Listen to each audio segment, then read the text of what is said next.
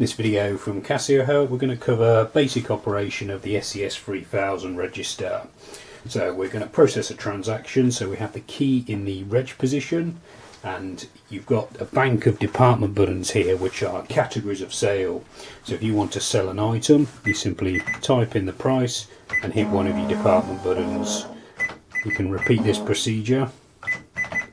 Notice that I'm not pressing the decimal point button because the till inputs that automatically. So for 499, 499, then the appropriate department button. If you've got preset departments, you simply press the department button, it will come up with the price and description that you've programmed in. If you sell multiples of a particular item, you could use the quantity button here 5 times and then hit your pre-programmed department.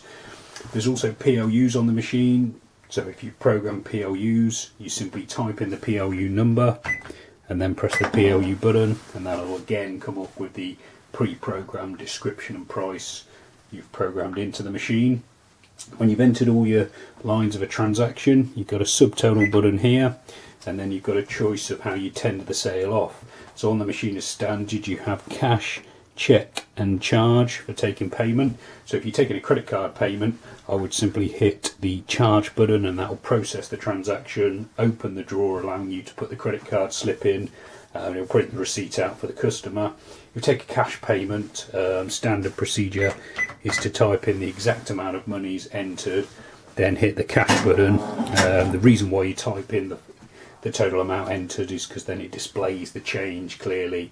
So there's no awkwardness with handing over the incorrect amount of change.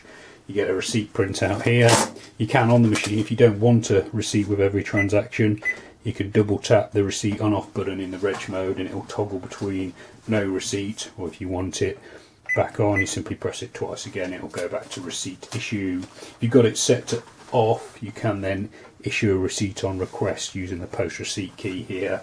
If you've not programmed that functioning because it's a dormant function standard, then I've got a video appearing at the end of this one showing you how to do that. So yeah, that's basic operation. We've got plenty of other videos showing you how to do Z reports, how to program the machines, and some of those will be appearing on screen now. You can also subscribe to this YouTube channel or visit casiohelp.co.uk for more. Thanks for watching.